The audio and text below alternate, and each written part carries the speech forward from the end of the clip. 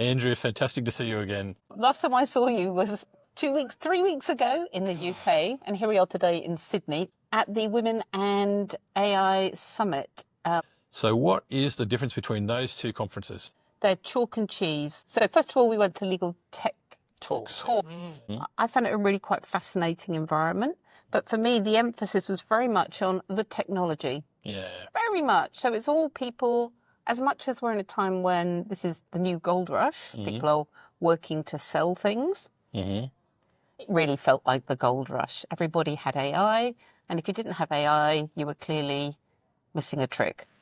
So when you say gold rush, what AI is the gold rush? Yeah, monetizing it, getting money finally from the law firms. How? Technology. You mean like selling AI into law firms? Yeah. Which is natural. It just feels like it's the new frenzy.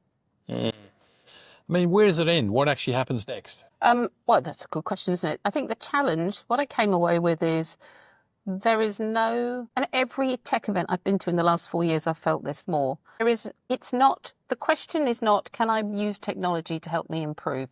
It hasn't been that for 3 decades. Improve productivity, efficiency, productivity, those are the same messages that have been told since the beginning of tech. The issue comes back to the fundamental challenge of cultural.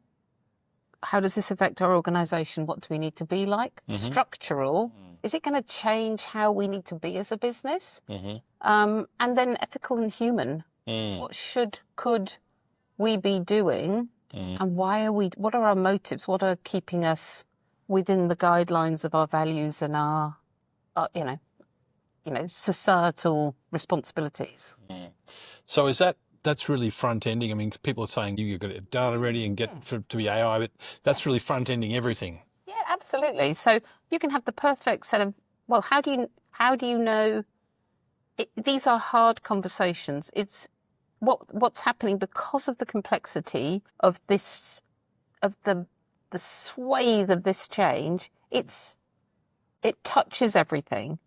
That makes it very hard to consume and hold in the mind. And so there's a tendency to make things as simple as possible to kind of protect against the reality of it all. You know, we just need to choose a platform. We just need a product. We just need key dates. But this is a much more complex shift than that. And that makes people anxious. The whole sales process is about generating anxiety. You know, what do you need to stay relevant? And the reality of this is the legal sector is a small market. The real experts in AI are probably elsewhere in other bigger industries putting their attention there. And so how does the legal industry navigate its way through this? So I come away from each of these events with a real sense of overwhelm, and I try and map all the themes every time I join an event. And partway through, I just think I need to stop now because there's just so many things. How does anyone think about it? Do you think that people are throwing AI at problems which there could be other solutions for? Oh, I'm sure. You know, it's a natural thing, isn't it? We have a wish for technology to wave a magic wand. But the reality is, like everything, like all the waves of tech, the websites, email, which is complexity, all these great shifts. It's much more complex, and it's much more about how people take it up. And it's always beyond the technology. It's about, yes, we can email each other. It's much faster now, but now we're in a society where in Australia, we've legislated to let people have time off at the weekends, not to work out of hours, because of the pace and the pressure it's putting on the human in this. Interesting. What do you think about the cultural impacts of AI? Like how could someone who slap an AI solution in place, what impacts would that have on culture in an organisation? Everything. Anything? Everything. I think the question is, what if you don't think about that? What if so I was talking to a London law firm 2 weeks ago.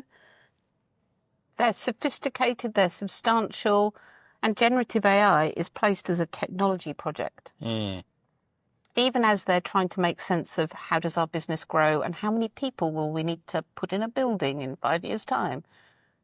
Within that, they still see tech AI, Gen AI as a tech project.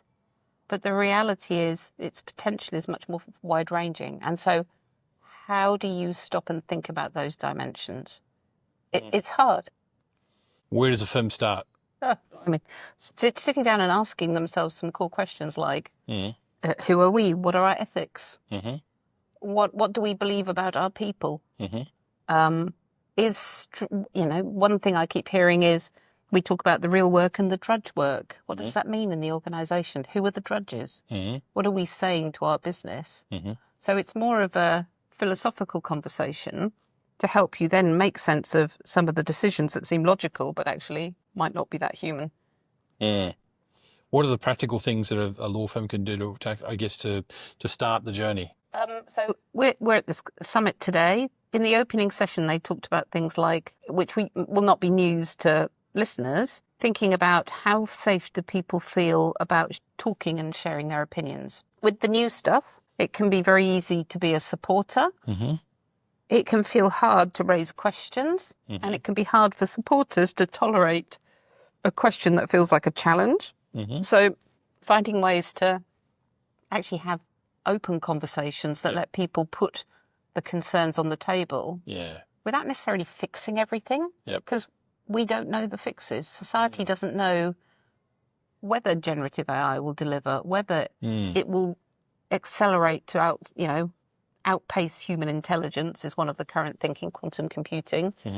And then, what does that mean for us as a business? What do we, it is philosophical. Who are we and what do we really, really need to think about? And what's one takeaway that you hope people take from this conference? So what's interesting about this group is this is focused around women in Gen AI, and I've been struck, obviously, it's a room full of women. I find that fascinating. And the other piece is the tone. If I look at my notes around themes, this has been much more focused on the wider implications, much more evenly focused.